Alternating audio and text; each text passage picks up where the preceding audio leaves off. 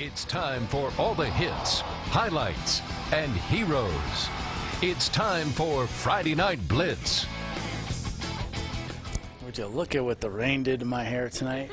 Boom! Welcome to the Friday Night Blitz. I'm your host, Rob Namnu. Speaking of boom, the big question tonight, who would be lowering the boom in the annual Cannon game between Pueblo East and Pueblo South? To get the answer to that question, let's join Jason Carter, who took in tonight's Cannon game. Good evening, Jason. Good evening, Rob. Yeah, and it was a great game all the way around. The last two meetings between these two schools have been split, so this is kind of the rubber match for the last 3 years. Let's go to the highlights. Here's what it's all about. The Cannon. Who's going to walk away with it this year? First up, East. They're going to get on the board first. Bryson Torres up the gut, touchdown, and just like that, the Eagles have a 7-0 lead, but you can bet that South will respond. Their QB, Nathan Spinuzzi, he gets some help from his teammates as he kind of rolls over the pile. He's going to break the goal line and score, and the game's tied at 7. Both defenses played well early. First, the Colts will pick off this pass. Marcus Estrada with the interception for East. For South, excuse me. Very next play, Eagle Daniel Martin makes up for his previous mistake by intercepting this Colt pass near the end zone. Just before the break, though, we're still tied at 7. Spinuzzi again, 4th down and 2, and no one's even going to have a shot to catch him as he would get all the way into the end zone. The 22-yard scamper. It's 14-7 South at the break. The game would remain close. East would score to move it to 14-13, but Spinuzzi doing his best Superman impression on this play.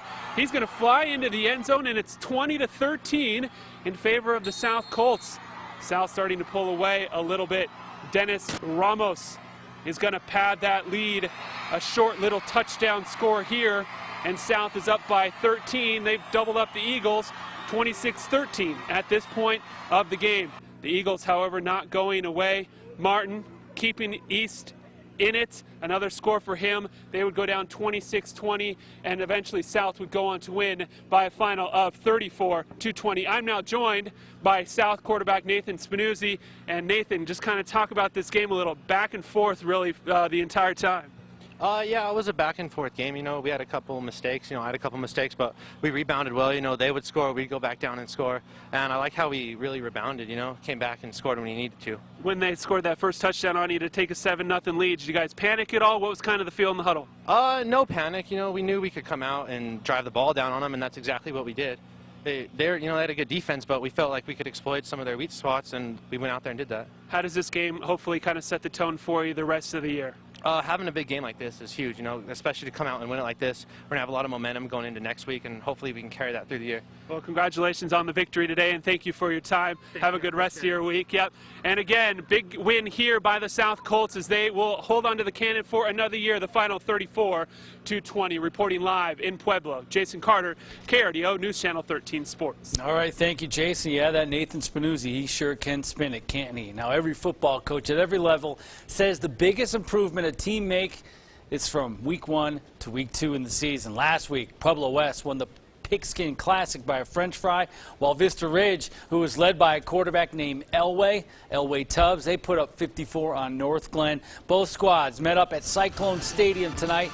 Early on, Tubbs, he's just going to let the defense come in, drops it over their heads, and Joseph Sailing.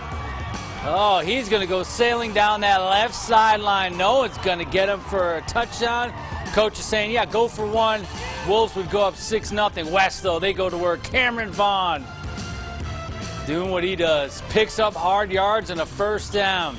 Same drive. Caden Wills.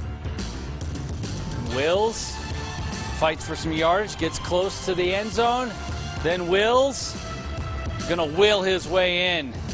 Vista Ridge, though, they would win this contest tonight 34-14. Coming up next, we'll take you up Highway 24 for a rivalry game between Manitou Springs and Woodland Park in the fog. Stay with us.